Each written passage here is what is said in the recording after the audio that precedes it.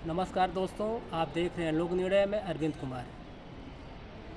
देश के महान स्वतंत्रता संग्राम सेनानी व तराई को बसाने में अहम भूमिका निभाने वाले पंडित राम सुमेर शुक्ल की स्थिति में कल यानी कि गुरुवार को राजकीय मेडिकल कॉलेज में कार्यक्रम है। कार्यक्रम में मुख्यमंत्री शिरकत करेंगे। वह विभिन्न क्षेत्रों में उत्कृष्ट कार्य करने वालों को सम्मानित करेंगे। यहाँ पे कार्यक्रम की तैयारियों का जायजा लेने आए किच्छा के पूर्व विधायक राजेश शुक्ला ने पूरी तैयारियों की जानकारी ली। जब उनसे लोक निर्णय ने सवाल किया कि अपने पिता के उस रुचिकर कहानी के बारे में बताइए जिन्होंने देश के आज़ादी में अहम भूमिका निभाने में कार्य किए थे। उन्होंने अपने पिता की रुचिकर कहानी को बताते बताते वह भावुक हुए। हालांकि वह आंसू रोकने का प्रयास किए, लेकिन उनकी आँखों से आंसू छलक पड़े। उन्होंने बताया उनके पिता ने लाहौर में 21 साल की उम्र में द्विराष्ट्र के सिद्धांत को नकार दिया था, यानी विरोध किया था। इसके अलावा उन्होंने तमाम अपने पिता के योगदान को बताए। आइए हम बात करते हैं पूर्व विधायक शुक्ला जी से, वो क्या कार्यक्रम के बारे में। साल की उनकी उम्र थी और इलाहाबाद यूनिवर्सिटी के छात्र थे और वहाँ से पहुँचते हैं लाहौर अधिवेशन में। लाहौर अधिवेशन में कांग्रेस उस दिन ये फैसला करने जा रही थी कि हम 2 नेशन थ्योरी को अडॉप्ट करेंगे, 2 राष्ट्रवाद को।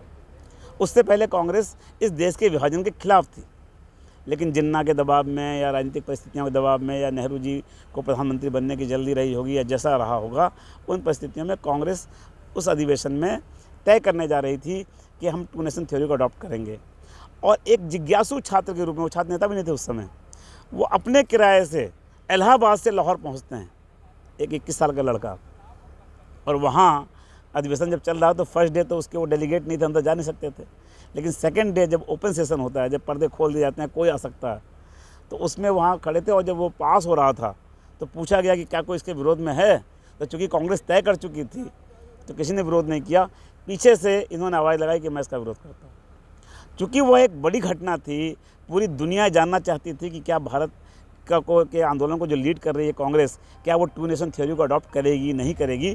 पूरा इंटरनेशनल मीडिया वहाँ आया हुआ था और सारा मीडिया इनकी तरफ घूमा और पूछा कि भाई आप कौन हैं।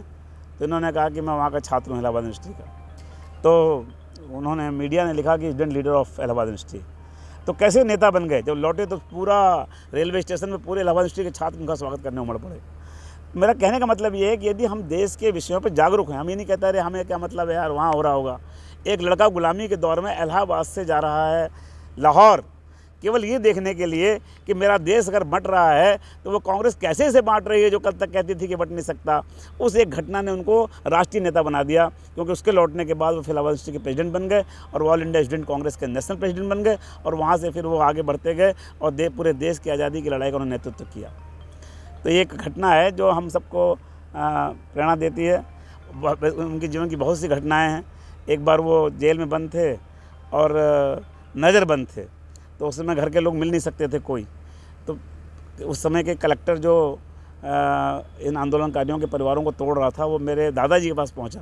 दादाजी हमारे ज़्यादा पढ़े लिखे नहीं थे, एक सामान्य कृषक थे। तो उनसे वो कहने लगे कि अगर तुम्हारा बेटा इतना पढ़ा लिखा है, अगर वो आ जाए हमारे पास तो हम उसको अफसर बना देंगे। क्यों ये इस मूवमेंट में लगा हुआ है? तो बोले मुझे पता ही नहीं मेरा बेटा कहाँ है।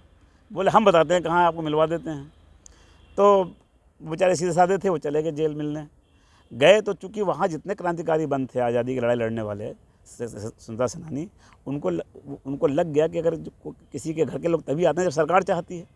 इसका मतलब वो लड़का अब जा रहा मूवमेंट से अलग हो रहा है। तो उनको बड़ी चिंता हुई कि राम सुमेर शुक्ला जो हमें लीड करते हैं, ये भी क्या हमारा दोस्त टूट रहे हैं, क्या इनके पिताजी कैसे आ गए। लेकिन जब पिताजी मिले दादाजी से और उन्होंने बताया कि उन्होंने घर की हालत बताई कि घर में बड़ी दिक्कतें आ रही हैं, खाने की दिक्कत हो गई है, तमाम कठिनाइयों का जिक्र किया। तो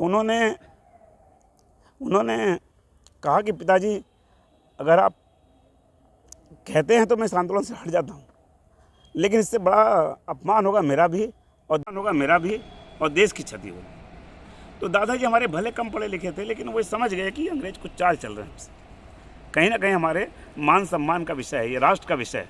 तो उन्होंने कहा नहीं, अगर ऐसी बात है तो तुम जाओ, इस मूवमेंट में रहो, मैं जा रहा हूँ, कैसी भी कठिनाई आएगी मैं संभाल लूँगा। तो उसके बाद जब वो लौट के गए तो उस समय फिरोज गांधी जी भी जेल में बंद थे। उनको लगा कि ये राम सुमेर शुक्ला अब जा रहा है इस आंदोलन से हट करके, तो वो इनको तंज कसने लगे।